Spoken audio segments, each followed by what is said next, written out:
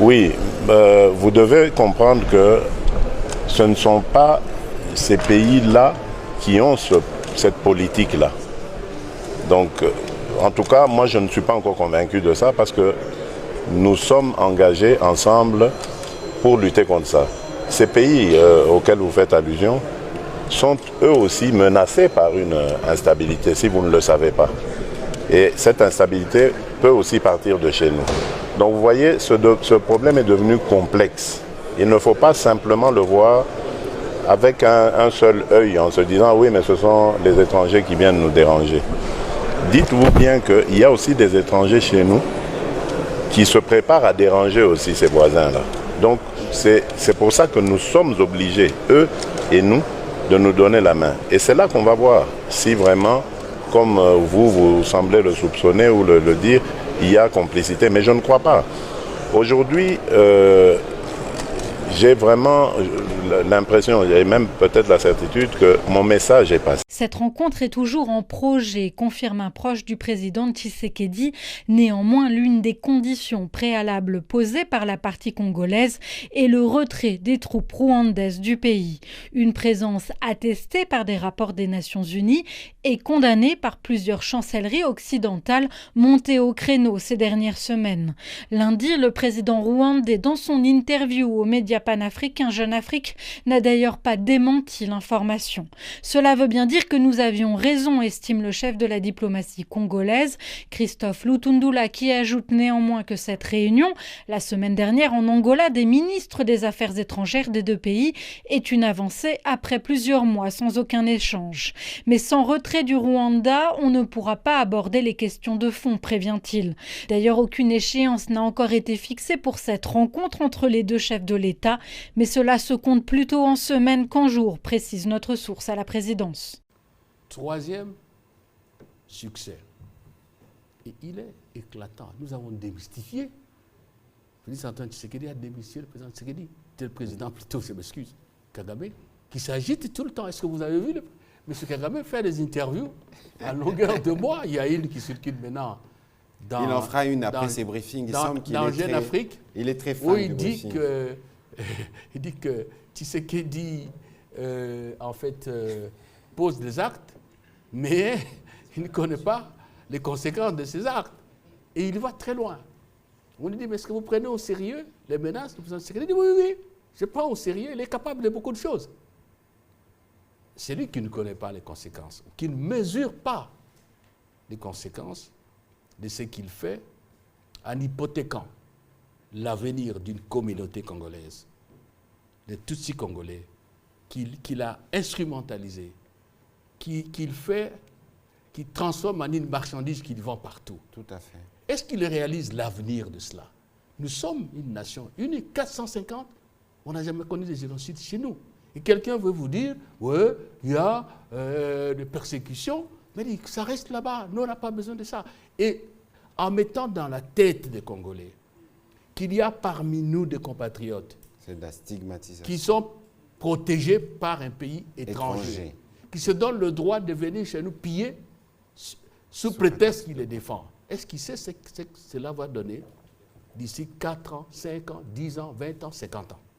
Il est en train de fausser l'histoire de notre pays, de creuser de trous. Et je demande à tous les Congolais de ne pas tomber dans ces pièges-là, particulièrement les Congolais Tutsis. Parce qu'ils n'auront jamais ce qu'ils ont aujourd'hui, ici, là-bas. Vous comprenez? Nous avons gagné sur ce point-là. Les gens m'ont traité de pro-Kagame parce que j'ai dit aux gens la vérité que les gens ne connaissaient pas. Hein, Yaya? Oui. Le problème qu'il y a ici, est que Congolais à territoire et à Rutshuru. Et j'ai dit aux gens, en 56-58, quand la première délégation des chefs coutumiers, Kendaka en Belgique, le premier chef coutumier, la délégation, celui qui avait conduit la délégation était le Mwami Ndezi. C'est le Mwami de Bouisha, Mwami Ndezi. C'est lui qui présidait la délégation congolaise qui allait en Belgique pour négocier sur l'indépendance du Congo. Du Kivu, le grand chef du Bouicha depuis 30 ans, son fils et un commis. C'est le grand chef Daniel Ndézé qui a ranimé la flamme sacrée. On a mélangé les gens et Mobutu en a vraiment tenu compte. Mais avec le message et la communication, surtout où tu as la partie centrale, le gouvernement central Nabiso, on reproche trop à ceux qui ont la morphologie rwandaise. Que tu sois Hutu, que tu sois Munabwisha, que tu sois Mutusi. Parce qu'il n'a pas les assurances. Le gouvernement, il y a moi, on a le discours du chef de l'État, Félix Tshisekedi Tshilombo, il a encore répété. Hein? Le Congo, il y a des nilotiques congolais. Oui. Et la conférence nationale souveraine, Mosengo, c'est écrit dans la conférence nationale souveraine que nous avons des nilotiques. Ils sont venus vers le Nil. Comme nous avons des Soudanais, ils sont venus vers le lac Tchad. Comme nous avons des Bantous. D'ailleurs, l'Afrique a 24 pays constitués de Bantous.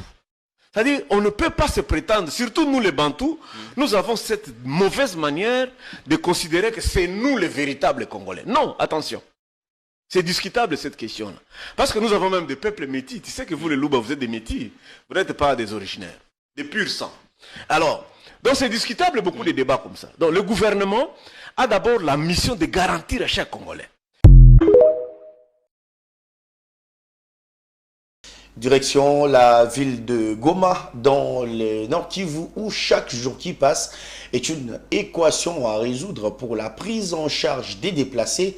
On en compte à ce jour plus de 2 400 000 et plus de 481 000 ménages. Entre-temps, les FARDC se battent sur terrain pour se redynamiser, reconquérir les territoires occupés par le rebelle et enfin ramener la paix. Et le gouverneur militaire l'a dit dans une interview accordée ce jour à Rachel Kitita.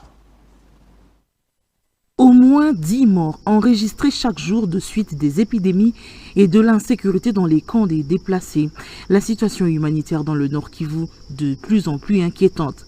Ajoutez à cela la présence il y a quelques semaines dans les alentours des camps des hommes en uniforme, ce qui rend la tâche difficile aux humanitaires mais aussi aux autorités provinciales afin d'apporter assistance. Des mesures sécuritaires ont été prises pour sécuriser les camps des déplacés, souligne le gouverneur militaire, le général Peter Chirimwami. Après l'effondrement du front de Sake, il y a eu non seulement déplacement de la population, mais il y a eu aussi repli des hommes armés. Il y a eu notamment aussi les déplacements des dépendants des hommes armés. Ce qui fait qu'on a observé depuis un moment la présence des hommes armés dans le camp des déplacés. Et nous avions pris des mesures. La première mesure, c'était de renforcer la sécurité au niveau de la police de protection dans les camps. La deuxième mesure, nous avions donné des instructions qu'aucun homme armé ne peut se retrouver dans le camp. Vous avez vu ma visite dans les cas des déplacés, c'était pour donner ces messages et pour demander aux groupes armés ou aux hommes armés de quitter les camps et laisser la paisible population. Mais aussi, dans la partie riveraine des cas des déplacés, nous avions monté un dispositif sécuritaire efficace et pour le moment, nous pensons avoir diminué la présence des hommes armés dans les camps. C'est vrai, il y a des cas isolés, mais de manière générale, nous sommes au moins à 90% de diminution de la présence des hommes armés dans les camps. Goma et Sake coupés de voies d'approvisionnement. Comment les forces armées perdent-elles face à l'ennemi? Le général Peter Chirimwami explique. Oui, la guerre, il y a la perte et la réussite, c'est que vous devez savoir. Ce n'est pas qu'on perd tous les jours, mais il y a des fois aussi on gagne. Je me rappelle au mois d'octobre, quand j'étais en même temps gouverneur militaire et commandant des opérations, nous sommes allés jusqu'à Bouiza. Et donc ce n'est pas seulement qu'on perd, mais aussi on gagne du terrain. La guerre, c'est ça. On peut perdre ou gagner. C'est ça la loi de la guerre. Les FARDC sont-elles essoufflées par rapport à cette situation d'attaque perpétuelle? Le gouverneur militaire répond. Au contraire, les FARDC sont en train de se refaire. C'est vrai, il est difficile de les remarquer, mais nous qui sommes sur le terrain, nous voyons comment nous sommes en train de remonter nos capacités opérationnelles, mais dès lors que nous serons engagés, je crois qu'on pourra avoir une autre perception de vie. À ce jour, le Nord Kivu enregistre plus de 270 000 déplacés repartis dans 20 sites, dont le plus important en termes de nombre de déplacés est le camp de Kanyaruchinya. Parmi les épidémies qui ravagent les déplacés figure le choléra. Le domaine de l'éducation, cette année, parmi les 63 612 finalistes attendus à l'examen d'État édition 2023-2024, 3 559 sont des déplacés. Ils représentent 5,6% de l'ensemble des finalistes dans la province du Nord Kivu. Depuis la ville de Goma, Rachel Kitita pour Actu.